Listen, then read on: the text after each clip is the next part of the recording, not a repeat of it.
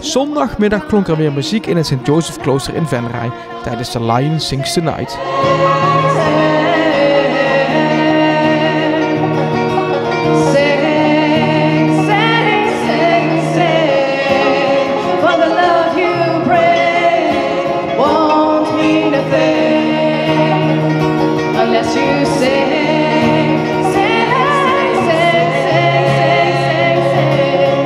Het minifestival kreeg tijdens deze 6e editie de naam The Lion XL mee. En dat komt omdat wij een nieuwe locatie hebben gevonden en die is groter dan waar we eerst zaten. En ja, vandaar dat we het maar tot XL hebben omgedoopt. Ja.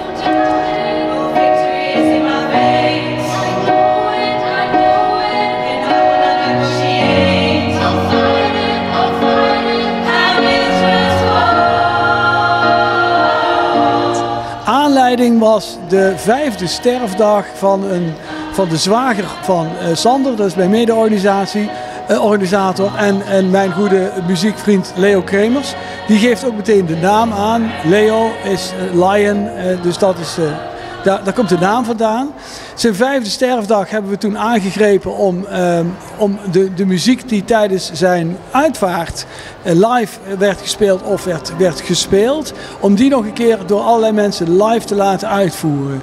Dat beviel zo goed en iedereen vond het leuk dat we daarna hebben gezegd, nou dan gaan we daar het jaar erop weer mee verder.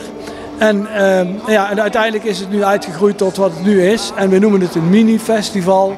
Dat betekent dat elke band, elke act een korte set speelt van 4 tot 5 nummers, een minuutje of 20.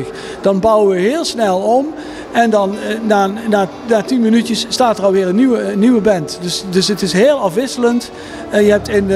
En iedereen kan zijn visitekaartje afgeven als groep of als artiest. Ja, het is heel gevarieerd. We hebben zojuist de band Linger gehad. Dat is een trio met tweestemmige zang. Dat soort bandjes hebben we meer. We hebben ook een duo bijvoorbeeld. Maar we hebben ook wel elektrisch versterkte bandjes. Het is echt heel afwisselend. We hebben er zelfs ook een Nederlandstalige rapper bij die in Nederlands rapt. Ook een Veruitse jongen. Dus ja, het is heel gevarieerd.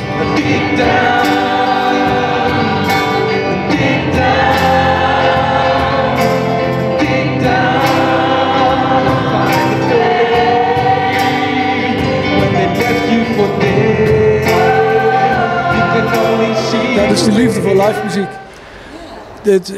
Er is helemaal niet meer zoveel live muziek. Hè. Je hebt geen podium in cafés waar nog een live bandje speelt. Het is allemaal heel weinig, allemaal mondjesmaat.